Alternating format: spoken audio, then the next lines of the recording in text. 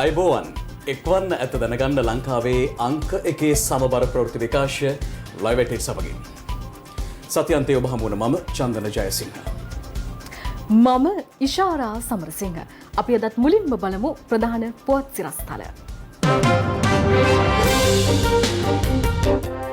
පාස්කු ප්‍රහාරය සම්බන්ධයෙන් තම ආණ්ඩුවට එල්ලවන චෝදනා ප්‍රතික්ෂේප කරන බව ජනපති ගිරිබාවේදී කියයි. එයට දඩුවම් දෙන එක අපි දැන් රජයේ පාලනය කරන නිසා ඒක අපේ වගකීම. ඒක අපි නිසියාකාරව කරනවා. රාත්‍රී සමාජ ශාලාවකින් බීමත් වූ අයෙකු වැල්ලවත්තේදී සිව් දෙනෙකු යටකර පලායයි. අයෙක් මරුට. කොවිඩ් එන්නත් ලබාදීමට රුපියල් දහසක අල්ලසක් ගත්න අයෙකු මරදානයේදී අත්අඩංගුවට. මාවක් ඔයෙන් අනාවරණය වූ ඝාතනයක සුළමුල සිද්ධිය සම්බන්ධයෙන් කමාන්ඩෝ සෙවලෙක් අත්අඩංගුවට. 20 පරාජයන් 8කට පසු ලද අස්වැසිල්ල. Another wicket for Sandakan and that's the game. පාස්කුරිදා ප්‍රහාරය සම්බන්ධයෙන් එවක පැවති රජය වගකිව යුතු බව පාස්කුරිදා ප්‍රහාරය පිළිබඳ ස්වාබැලීමට පත් කළ ජනාධිපති කොමිසමේ වාර්තාවෙන් පෙන්වා දී ඇති බව ජනාධිපති ගෝඨාභය රාජපක්ෂ මහතා පවසනවා. ඒ මහතා මේ බව පැවසුවේ ගම සමග පිළිසඳරක් 13 වන වැඩසටහනට සහභාගී වෙමින්. ගිරිබාව වේරගල ප්‍රදේශයේ අද පැවති ගම සමග පිළිසඳරක් වැඩසටහන ජනාධිපති ගෝඨාභය රාජපක්ෂ මහතාගේ ප්‍රධානත්වයෙන් පැවැත්වුණා. ඒ සඳහා මැති ඇමතිවරුන් අමාත්‍යංශ ලේකම්වරුන් හා රාජ්‍ය නිලධාරීන් රැසක් එක්ව සිටියා. විශේෂයෙන්ම මෙහි මාර්ග සංවර්ධන ගැටලු වනාලින්ගෙන් ජනතාවට සිදුවන ගැටලු ඒ වගේම අධ්‍යාපනික කෘෂිකාර්මික ගැටලු පිළිබඳව සාකච්ඡා කරන්නත් මෙම ස්ථානයේදී සූදානමින් සිටිනවා. මේ වාර්තාවක් දුන්නනේ ජනාධිපති කොමිසමක් පත් කළා. මේ අවුරුද්දේ පෙබරවාරි 1 වෙනිදා තමයි මට මේ කොමිසම වාර්තාව බාර දුන්නේ. මේ කොමිසම් සභාවේ වාර්තාව දිහා බැලුවම විවිධ අවස්ථාවෙන්දී කාටද මේකේ වගකීම දිය යුත්තේ කියන එක පැහැදිලිවම කියලා තියෙනවා. අකාර්යක්ෂම රජය 2019 අප්‍රේල් 21 වන දින සිදුවීම් සඳහා ප්‍රධාන දායක සාධකයක් විය. මෙම ඛේද වාචකයට ජනාධිපති සිරිසේන සහ අග්‍රාමාත්‍යවරයා පමණක් නොව රජය වග කිය යුතුය. රජය. දැන් මේ රජයේම හිටපු අය දැන් ඇවිල්ලා කතා කරන්නේ රජයේ හිටියේ නෑ වගේ. මම විශේෂයෙන්ම දන්නවා කාඩිනල් හිමිපාණන්ට මේ පිළිබඳව වේදනාව. උන්වහන්සේ ගැන කතා කිරීම සාධාරණ. නමුත් මේ ඒ කාලේ හිටිය රජයේ ඇමතිවරු මේක ගැන ආපහු ඒගොල්ලොට බලයට ආවොත් විවිධ දේවල් කරනවා. මම දැක්ක එක්කෙනෙක් කියනවා මරණීය දඬුවම් ලබා දෙනවා කියලා. රජයක් කොහොමද මරණීය දඬුවම් දෙන්නේ කියලා මට නම් තේරෙන්නේ නැහැ. උසාවියෙන් තමයි තෝරන්නේ. රජයට කියන්න බෑ මෙයා එල්ලලා මරන්න කියලා. ගිය පාර නම් එහෙම වුණා. දැන් මේ පාස්කු ඉරිදා සිද්ධියට අපේ රජයේ වග කියවන්නයි කියන අභූත පදනම් විරහිත චෝදනාව අපි සම්පූර්ණයෙන්ම ප්‍රතික්ෂේප කරනවා. මේ වාර්තාව කියවීමේදී වග කිය යුතු කවුදන්ඩයි පැහැදිලිවම කියලා තියෙනවා. ඒ අයට දඬුවම් දෙන එක අපි දැන් රජයේ පාලනය කරන නිසා ඒක අපේ වගකීම. ඒක අපි නිසියාකාරව කරනවා. සමහර අය කියනවා අපි පාස්කු ඉරිදා විකුණලා බලයට ආවයි. මගේ මැතිවරණයේදී මම කිසි වෙලාවකත් පාස්කු ඉරිදා වික්කේ නැහැ. මේක කියන කාරණේ මම කිව්වා. ඒවකට තිබුණු රජය ආරක්ෂාව වෙනුවෙන් කිසිම ප්‍රමුඛත්වයක් දෙන්නේ නැහැ. දැන් මම දැක්ක සමහර දේශපාලන පක්ෂ කළු කොඩි දාන්න. දැන් ඒගොල්ලෝම තමයි පසුගිය ආණ්ඩුව බලයට පත් කරේ. හැබැයි ඒ කාලේ පාස්කු ඉරිදා සිද්ධිය වුණාම කළු කොඩි දැම්මේ නැහැ. දැන් මොනවාට කළු කොඩි දාන්නේ? දැන් සමහර ජනාධිපති කොමිෂන් සභා වාර්තා ජීවිතේට තමුන්නාන්සලා දකින්නේ නැහැ. නමුත් මේක එළියට ඇවිල්ලා මාසයකටත් අඩු කාලයක් ඇතුළතදී පාර්ලිමේන්තුවට දාලා පාර්ලිමේන්තුවේ ලබන සුමානේ විවාදයක් කරනවා මේ. සමහර අය කියනවා මම ෆේල්ලු. මම ෆේල් නෑ. මම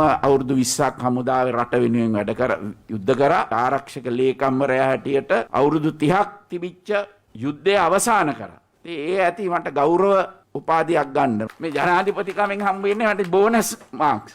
ඉතින් මම පාස් වෙලා හුඟක් කල් ඩබල් PhD එකට මේ වැඩ කරන්නේ. හැබැයි අර අපි ඉස්සර කියන්නේ ලයිට් කණු කියලා. ඒවා අටගත්ත අය තමයි මේවා කියන්නේ. අටම ලයිට් කණු. මේ වගේ විහිළුකාරයෝ ඉන්නේ. පසුව පැමිණ සිටි ජනතාවගේ ගැටලු සම්බන්ධයෙන් ජනාධිපතිතුමා අවධානය යොමු කළා. අක්කර 145ක් විතර තියෙනවා තම්මිටකම ගම්මානයේ මේක උස්සානයක් කරගන්න රාජාංගනේ වැවේ ජලාශය පිටට දෙනවට වැඩිය මම මේකට ප්‍රතිපාදන දෙන්නම්. මන්ට ඒක කරලා දෙන්න. හොඳයි. රාජාංගන ජලාශයේ වතුර බහිනකොට වැව් තාවුල්ල ඇතුළට බහලා හාලා ඉවරලා ගොවිතැන් කරනවා. කොහොමත් වැව් තාවුල්ලේ වගා කරන්න බෑ. කො පොලිසිය ඇක්ෂන් ගන්න නැත්තේ ඇයි? ඒ සම්බන්ධ පුළුවන් සක්‍රියාමාර්ග. ඉතින් ඒ වගේ ඒවා මේ පොලිසියත් එක්ක එක්කව වෙලා වලක්වලා දාන්න. මේ අතර විදුලි පහසුකම් නොමැති ප්‍රදේශවල සියලුම ග්‍රාමීය නිවාස සඳහා විදුලි පහසුකම් සැපීමේ දැයට එළිය වැඩසටහනේ සමාරම්භයේද ගම සමග පිළිසඳරක් වැඩසටහනට සමගාමීව අද පෙරවරුවේ ජනාධිපති ගෝඨාභය රාජපක්ෂ මහතාගේ ප්‍රධානත්වයෙන් ගිරිබාව වේරගල ගම්මානයේදී ආරම්භ කෙරුණා.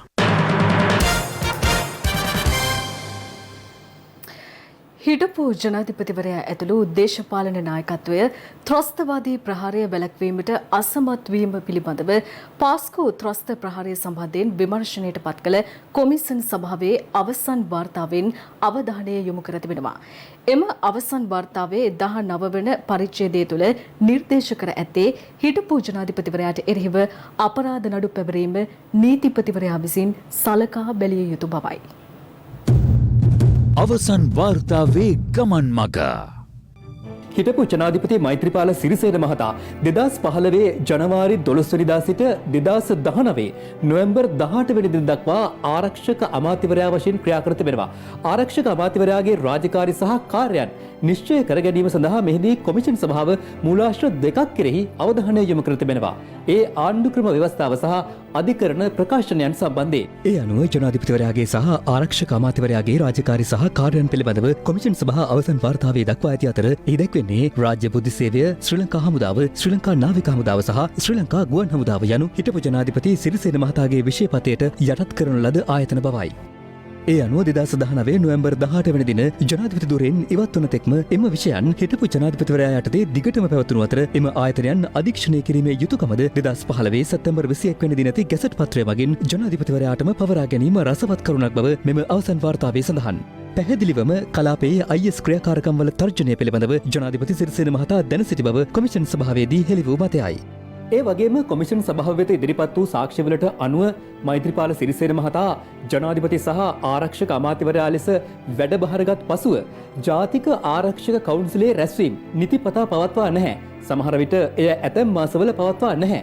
උදාහරණයක් ලෙස 2019 මාර්තු මාසය සඳහන් කළ හැකි බව මේ අවසන් වාර්තාවේ සඳහන්. මෙම පැහැරහැරීම් ආරක්ෂක අමාත්‍යවරයාගේ රාජකාරී සහ කාර්යයන් පිළිබඳව බිහිසුණු තත්ත්වයක් නිර්මාණය කරන්නක් වූ බව සඳහන් කරන පාසු කොමිෂන් සභාවේ අවසන් වාර්තාවේ වැඩිදුරටත් දැක්වෙන්නේ IS ක්‍රියාකාරීන් මෙන්ම සහරාන් සහ ඔහුගේ අනුගාමිකින්ගේ ක්‍රියාකාරකම් මගින් ජාතික ආරක්ෂාවට ඇති අන්තරායන් හිටපු ජනාධිපති මෛත්‍රීපාල සිරිසේන මහතා විසින් අධීක්ෂණය කළ යුතු ඇති වූ බවයි. මෛත්‍රීපාල සිරිසේන මහතා 2019 අප්‍රේල් 16 සිට 21 දක්වා ඉන්දියාවට සහ පසුව සිංගප්පූරුවට යන අවස්ථාවේදී ආරක්ෂක අමාත්‍ය ධුරය සඳහා කිසිදු වැඩබලන පත්වීමක් ලබා නොදීම සහ ප්‍රහාරය පිළිබඳව දැනුවත් භාවයක් සහිතවම එය සිදු කිරීම තුළින් චේතනාන්විතවම සහරාන්ගේ IS තර්ජනයට මඟ පෑදූ බවත් එය ආණ්ඩුක්‍රම ව්‍යවස්ථාව උල්ලංඝනය වන බවත් පැහැදිලි වන බව වාර්තාවේ සඳහන්. ඒ අනුව දණ්ඩ නීති සංග්‍රහයේ සුදුසු විධිවිධාන යටතේ හිටපු ජනාධිපති මෛත්‍රීපාල සිරිසේන මහතාට එරෙහිව අපරාධ නඩු පැවරීම නීතිපතිවරයා විසින් සලකා බැලිය යුතු බව පරීක්ෂණ කොමිෂන් සභාව නිර්දේශ කර තිබෙනවා. මේ අතර පාස්කු ඉරුදින ත්‍රස්ත ප්‍රහාරය සම්බන්ධයෙන් නීතිය ක්‍රියාත්මක කිරීම ප්‍රමාද වීමට එරෙහිව හෙට දිනය කළු ඉරිදාවක් ලෙස ප්‍රකාශයට පත් කර ඇති අතර එය දේශපාලනීකරණය නොකරන ලෙස කොළඹ අගරදුගුරු පදවිය අද ඉල්ලීමක් කළා. කළු ඉරුදින අප පවත්වනු ලබන්නේ යාඥාවට මුල්ලු සාමකාමී විරෝධතා ව්‍යාපාරයක් ලෙසයි. රටේ සිදු බරපතලම අපරාධයකට යුක්තිය ඉටි නොවීම අරබයා ජනතාව තුළ ඇති වේදනාව ප්‍රසිද්ධියේ ප්‍රකාශ කරන අවස්ථාවක්. මේම විරෝධය පක්ෂ දේශපාලනීකරණය නොකරන ලෙස අපි තාමත්ම ගෞරවයෙන් ඉල්ලා සිටිනවා. අවසන් වාර්තාවේ ගමන් මග අමරිකානු බුද්ධ්‍යංශවලට ත්‍රස්තවාදී ප්‍රහාරයක් සම්බන්ධයෙන් තොරතුරු ලැබී තිබියදීත් එරටට එල්ල වූ අල්කයිඩා ප්‍රහාරය වළක්වා ගැනීමට ඔවුනට නොහැකි වූ බව හිටපු ජනාධිපති මෛත්‍රීපාල සිරිසේන මහතා පවසනවා. අද කොළඹදී පැවති උත්සවයකට එක්වෙමින් ඒ මහතා වැඩිදුරටත් පැවසුවේ අන්තවාදී ත්‍රස්තවාදයට මේ වන විට මුළු ලෝකයේම ගොදුරු වී ඇති බවයි. බෞද්ධ පුස්තකාලයක් සඳහා මුල්කල් තැබීමේ උත්සවයක් අද අතුරුගිරිය ප්‍රදේශයේදී පැවැතුනේ හිටපු ජනාධිපති මෛත්‍රීපාල සිරිසේන මහතාගේ ප්‍රධානත්වයෙන්. මේ අවස්ථාවට බොදුවැල සේනා සංවිධානයේ මහලේකම් පූජ්‍ය ගලගොඩත්තේ ඥානසාර හිමියන් ඇතුළු මහා සංඝරත්නය එක්ව සිටියා. දැන් මේ ඔබතුමා කොමිසමක් පත් කළා. පාස්කු ඉරිදා සිද්ධ වූ ප්‍රහාරය සම්බන්ධයෙන් මුල මැද අග කරුණු හොයලා ඔබතුමාලත් නොදන්න ආරක්ෂකයන්සත් නොදන්න කොතන හෝ වැරදුණු තැන වරද්දපු තැන හොයලා හරිම වැරදිකාරය හොයන්න කොමිසමක් පත් කළා. ඒකේ කොහෙවත් කිව්වේ නෑනේ බුදුබල සේනාව ගැන හොයන්න කියලා. වෙන සංවිධානයක් ගැන හොයන්න කියලා. පවරපු වැඩේ හැර වෙන ඔක්කොම කරලා තියෙනවා. අපි මේ බලහත්කාරය හමුවේ දණින් වැටෙන්න ලෑස්ති නෑ. සිංහල නායකයන්ගේ අසමගිය මේ රට විනාශයට කැඳවනවා නියතයි. මේ දේශපාලන බෙදීම් පැත්තකින් තියලා ජාතියක් හැටියට මේ ඉස්ලාම් ප්‍රශ්නට මුහුණ නොදුන්නොත් අපට ආයේ සමාවක් හම්බ වෙන්නේ නෑ ඉතිහාසයෙන්. අපේ ගෞරවනීය ගෞරවවත් ඥානසාර ස්වාමීන් වහන්සේගේ අනුශාසනාවේදී සඳහන් වෙච්ච අන්තවාදය, ත්‍රස්තවාදය, ඉස්ලාම් ත්‍රස්තවාදය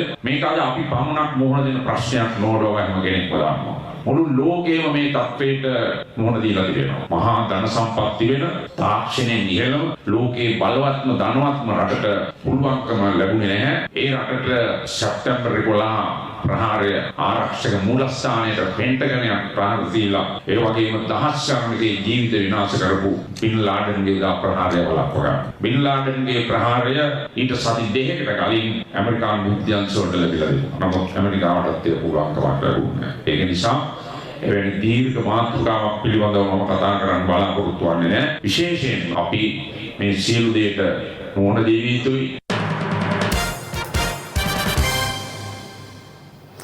මේ අතර පාස්කු ප්‍රහාරය සම්බන්ධයෙන් හිටපු ජනාධිපති මෛත්‍රීපාල සිරිසේන මහතාට චෝදනා එල්ලවන්නේ එතුමාම පත් කළ කොමිසන් වාර්තාවෙන් බව රාජ්‍ය අමාත්‍ය ශේහන් සේමසිංහ මහතා පවසනවා. රාජ්‍ය අමාත්‍යවරයාගේ එම අදහස් මෙන්ම පාස්කු කොමිසන් වාර්තාව සම්බන්ධයෙන් පක්ෂ විපක්ෂ දේශපාලනඥයින් පළ කළ අදහස් කිහිපයක් දැන්. ඇත්තටම අපි කොන්දේසි විරහිතව අපේ නායකයා මෛත්‍රීපාල සිරිසේන මැතිතුමා වෙනුවෙන් අපි පෙනී හිටිනවා. ඍජුව වරද කළේ කවුද? මේ කිසිවක් පිළිබඳව අවධානයෙන් ලක් කරන්නේ නැතුව නොකර හැරීමක් පිළිබඳව වගකීමක් පවරලා තමයි මෛත්‍රීපාල සිරිසේන මැතිතුමාට අද චෝදනා ඉදිරිපත් කළා තියෙන්නේ. කවුරු හරි කියනවා නම් හිතාමතා හිටපු ජනාධිපතිතුමාව පාස්කු ඉරිදා ප්‍රහාරයට වැරදිකරුවන් කරන්න යනවා කියලා ඒ කියන අය කණ්ණාඩියක් ඉස්සරහට ගිහිල්ලා ඒ ප්‍රකාශය කරලා බලන්න ඕනේ. මොකද මේ පාස්කු ඉරිදා ප්‍රහාරය සම්බන්ධයෙන් විමර්ශනය කරන ජනාධිපති කොමිසම පත් කරේ හිටපු ජනාධිපති මෛත්‍රීපාල සිරිසේන ජනාධිපතිතුමා. පහුගිය රජයෙන් පත් කළා කොමිෂන් එක කියලා මේ රජයට එහෙම මගහරින්න බෑ. මේ රජයේ වගකීමක් තමයි මේකට මුල් වෙච්ච මූලික වෙච්ච අය හරියට නිවැරදිව සොයාගෙන යට දඩුවම් කිරීම. මොකද එහෙම නැත්නම් මේ වගේ දේවල් ඉදිරියටත් සිද්ධ වෙන්න පුළුවන්. ගෞරවනීය හාමුදුරන් වහන්සේලාම කියනවා පාස්කු ප්‍රහාරය පිළිබඳ කොමිෂන් වාර්තාව වෙනස් කරලා කියලා. ඒක බරපතල ප්‍රශ්නයක්. එතකොට මේ යහපාලන ආණ්ඩුව මේ පත් කරපු කොමිසමේ තිබෙන අඩුපාඩු සියල්ල බාර ගන්න ඕන අපේ ආණ්ඩුව නෙමෙයි. මේක බාර ගන්න ඕනේ යහපාලන නඩේ. විශේෂයෙන්ම මේ පාස්කු ප්‍රහාරය සම්බන්ධව පත් කරපු ජනාධිපති විමර්ශන කොමිසමේ වෙලුම් 22ක් නීතිපතිතුමාට ලබා දීලා නැහැ මේ ආණ්ඩුව ආරක්ෂක හේතුන් මත කියලා. නීතිපතිතුමාට දෙන්න අවශ්‍ය වෙන්නේ සාක්ෂි වෙලුම් පමණයි. ඒතකොට ජාතික ආරක්ෂාව වෙනුවෙන් ගන්න තියෙන පියවරවල් ගැන මම හිතන්නේ ඒ සංවේදී කරුණු ජාතික ආරක්ෂක අමාත්‍යාංශයට තියාගෙන ඉන්න පුළුවන්. නීතිපතිතුමාට අවශ්‍ය කරන සාක්ෂි වෙලුම් සියල්ලක්ම මං හිතන්නේ දැන් වෙනකොට දීලා හමාරේ නඩුවක් පවරන්න. හොරණ මාවක් ඔයේ තිබී යතුරු පැදියක ගැටගසන ලද පුද්ගල අස්ථි කොටස් කිහිපයක් සොයා ගැනීමත් සමග ඝාතනයක සුළමුල අනාවරණය කර ගැනීමට හොරණ මූලස්ථාන පොලිසියට හැකි වී තිබෙනවා. මේ පුද්ගල ඝාතනය සම්බන්ධයෙන් යුද හමුදා නිලධාරියෙක් සමග තවත් පුද්ගලයෙකු අත්අඩංගුවටගෙන තිබෙනවා. හොරණ මාවක්කොයේ දිහිවර කටයුතු වල නිරතව සිටි දිහිවරයෙකු විසින් පොලිසියට ලබා දුන් තොරතුරකට අනුව ඔයේ සිදු කරනු ලැබූ විමර්ශනවලදී යතුරු පැදියක ගැටගසා ජලයේ ගිල්වා තිබූ නාඳුනන මලසිරුරක අස්ථි කොටස් පසුගිය 11 වන දින සොයා ගැනීමට හැකි වුණා.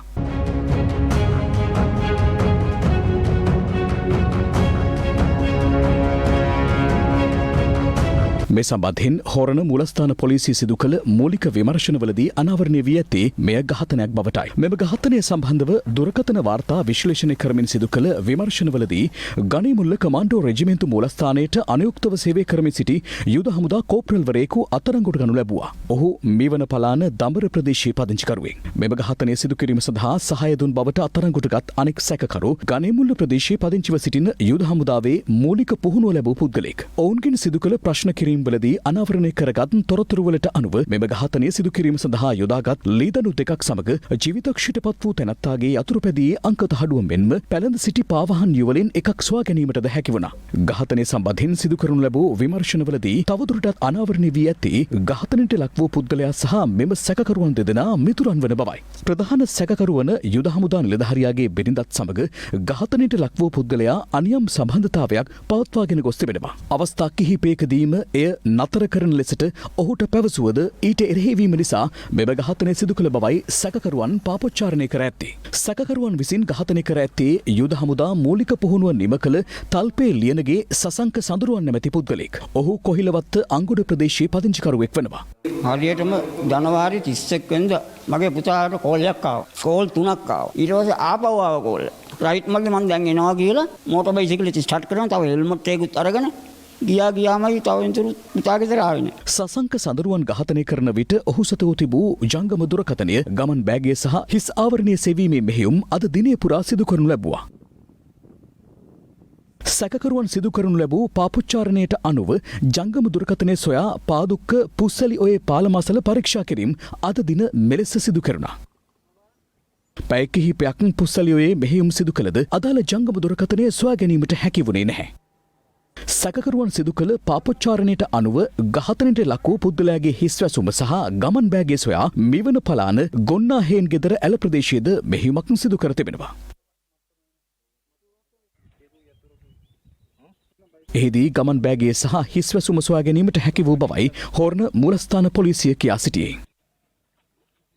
සැකකරුවන් හොරණ මහේස්ත්‍රාත් අධිකරණයට ඉදිරිපත් කර රඳවා ගැනීමේ නියෝගයක් ලබාගෙන මෙම අබිරහස් ඝාතනය සම්බන්ධයෙන් තවදුරටත් විමර්ශන සිදු කරන බවයි හොරණ මූලස්ථාන පොලිසිය ප්‍රකාශ කළේ.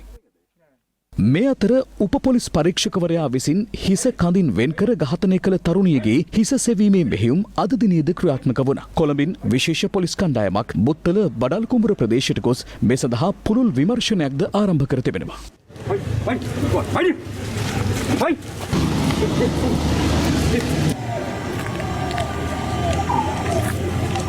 ඝාතනයට සම්බන්ධ උපපොලිස් පරීක්ෂකවරයාගේ සිරුර සම්බන්ධයෙන් PCR පරීක්ෂණයේ ප්‍රතිඵල අද නිකුත් වූ අතර ඒ අනුව ඔහුගේ මෘතදේහය සම්බන්ධයෙන් පශ්චාත් මරණ පරීක්ෂණයද සිදු කරනු ලැබුවා. පශ්චාත් මරණ පරීක්ෂණයෙන් අනතුරුව දේහය පවුලේ ඥාතීන්ට බහර දෙමින් අනතුරුව උපපොලිස් පරීක්ෂකවරයාගේ නිවසට එය රැගෙන එනු ලැබුවා.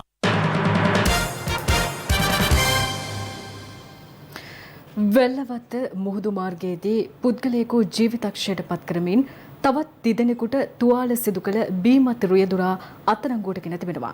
මෙම රියදුරා වෙල්ලවත්තේ ප්‍රසිද්ධ හෝටලයක කළමනාකරුවෙකු ලෙස සේවය කළ පුද්ගලයෙකු බවටයි මේ වන විට තොරතුරු අනාවරණය වී ඇත්තේ. වැල්ලවත්ත මුහුදු මාර්ගයේදී මෙම මාරක රියානතුර සිදු වුණේ අද උදෑසන 5:45ට පමණ.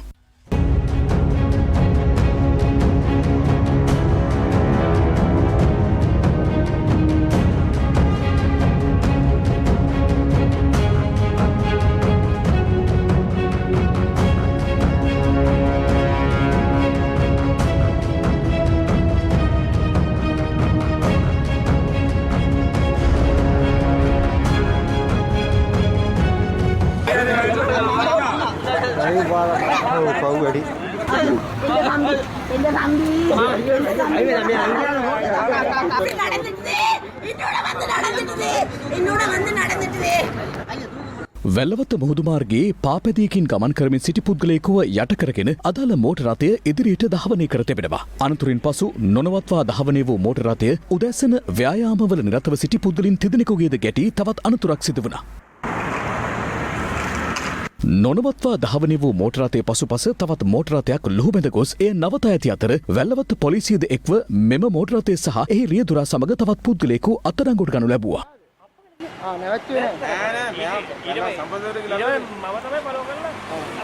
පොලිසිය පැවසුවේ අතරංගුට ගත් රියදුරු සහ අනෙක් පුද්ගලයා රාත්‍රී සමාජ ශාලාවක සිට බීමතින් පැමිණ ඇති බවයි.